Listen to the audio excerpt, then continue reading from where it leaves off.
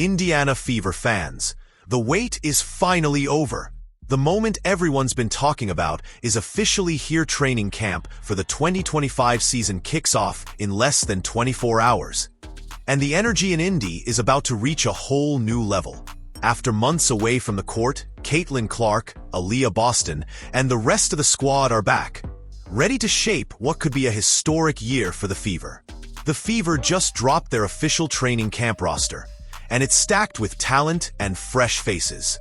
This year's squad features returning stars like Kelsey Mitchell, Aaliyah Boston, and Natasha, plus an exciting group of rookies from the 2025 WNBA draft including Mikayla, Bree and Ivonne, all bringing new depth and versatility to the team. With new head coach Stephanie White at the helm, every practice and scrimmage in camp will be crucial as the Fever look to finalize their lineup and build chemistry before the season opener. The preseason action heats up soon, too. The Fever will host the Washington Mystics on May 3rd, then head to Atlanta to face the Dream on May 10. Two key tune-up games before the regular season tips off at Gainbridge Fieldhouse against the Chicago Sky on May 17th. The pressure's on. The roster spots are up for grabs, and the Fever are making sure fans are part of every step. So, Fever Nation, buckle up, it's about to go down in Indy. Training camp is here, and this new-look Indiana Fever team is ready to make some noise.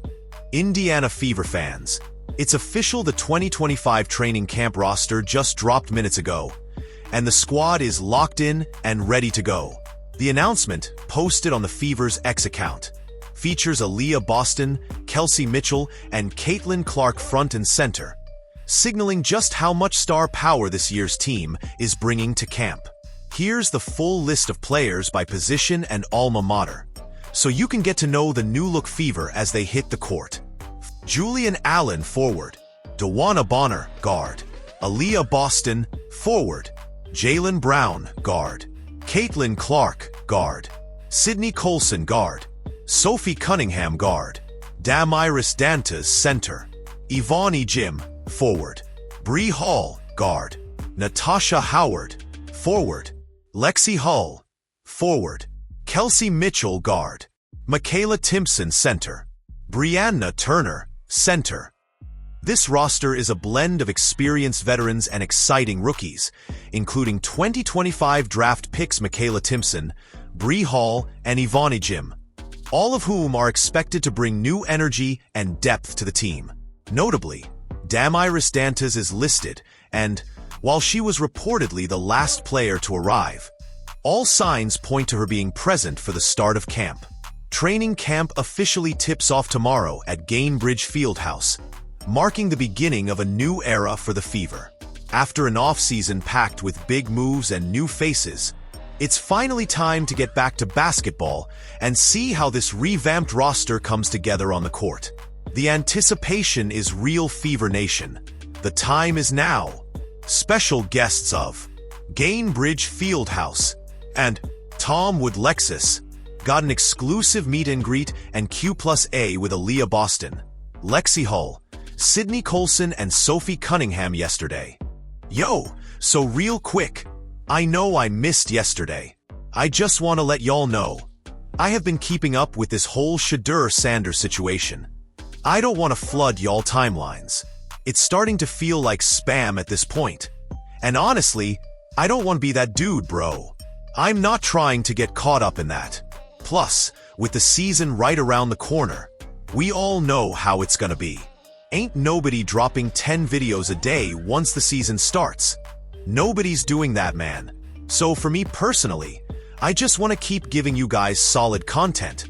A good amount, but not overdo it. Now, with all that being said, there was a story I missed yesterday, and it's this whole situation that's been unfolding, and we're definitely about to get into it. Alright guys, some old guard WNBA media personalities have been exposed, and I've been trying to avoid diving into this story all day, but it's blowing up everywhere online. People have been hitting me up asking for my take on the whole Natalie Esquire situation. So here's the deal. Natalie Esquire, who's well known for being a serial hater on the Kayla Clark fan base, has found herself in hot water again. Now, I've tried to give her some slack, because she's been a major driver behind a lot of the drama in WNBA media. But let's be real, Natalie clearly dislikes Kayla Clark and the new wave of WNBA fans, who, honestly, are just regular sports fans coming into the league. This isn't just about basketball anymore. It's about a shift in culture, and Natalie seems to be resisting that change hard. She's made some nasty comments attacking Clark's fans, even backtracking when challenged, and instead of engaging in any real conversation or debate, she blocks critics and doubles down on her narrative. This kind of behavior from media figures is a big problem. It shows a refusal to have civil discourse and an unwillingness to acknowledge different perspectives. It's like they want to keep the WNBA in a little closed club where only one opinion matters. This is one of the biggest obstacles to the league's growth. When media people like Natalie and others block out dissenting voices and cling to outdated narratives, it stifles progress. The WNBA deserves better coverage that's fair, open-minded, and focused on the game and its fans, not on maintaining some echo chamber. So yeah, the time has come to call out these old guard media folks who are more interested in drama and gatekeeping than in supporting the league's evolution. Let me know what you think about Natalie's comments, her behavior, and what this means for the WNBA media landscape going forward. You have other people like Sabria Whitaker. You have so many people out there, and people like this, the committee, which is, a group of really, really strong. So now they're calling the old guard WNBA fans the committee. Yeah, the committee. And let's be real. These are the same people who've been pushing all these race narratives. The same people bashing Kayla Clark every chance they get. The same ones harassing me, other content creators, and just regular folks on Twitter. That committee she's talking about? Yeah, we know exactly who it is. Now, I'm not gonna sit here and start pointing fingers individually. I'm not gonna snitch or call names. That's not how I move. But just know, if you've been paying attention, you know exactly who these people are. Women's basketball fans on Twitter, but they have influence. Dawn Staley flew 2 members of the committee to South Carolina's opening game in Paris, okay? You have other people like... Man, let's keep talking about this whole committee thing. And now apparently they flying people out to Paris? Carla even pointed it out. She said, "Meanwhile," and then boom, she pulled it up. Y'all can see it. Draft said, "The hate in Natalie Esquire is so strong, lol." She said the same thing 4 different ways for absolutely no reason. NBC and the Indiana Fever. We don't want her covering America's team. And honestly, bro, he's right.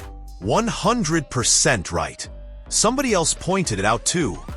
Natalie Esquire straight up said, "Only one fan base is super problematic in my experience," talking about how she's been harassed, endured racism, received threatening emails and DMs, but only from one fan base. How the hell is it only one? That could apply to any sport, bro. NFL, NBA, whatever. But no, they gotta single out us. Bro, we are just regular sports fans. We ain't in no secret cult. Whatever little private club y'all thought you had around the WNBA, that gatekeeping, it's over with. And now it's about to cost you your job, bro. Because the truth is out. And when we say it's not just one, it's because it's not. It's way bigger than that. But y'all keep trying to paint it like only one set of fans is the problem.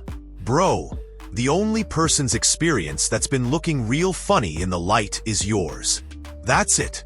Then somebody even said, I was going to ask her if she thinks it's because our fan base overlaps with his. And honestly, it probably does, but that's another conversation. Alright, here's the deal, long story short. She definitely got into it today with someone in the content creation space. Now, I'm not going to dive into all that drama or report on the back and forth, because honestly, that's not my style. The guy she clashed with, that's his story to tell. Me? I'm not about going back and forth on Twitter, throwing tweets this way and that way. If you want to settle something, pull up face to face, get on a mic, make a video, say what you gotta say straight up. I'm not wasting my time with keyboard battles or Twitter spats. That's just lame to me. Real talk. If you want to handle business, do it like a grown-up. Come see me. Talk to me directly. Don't hide behind tweets or subtweets.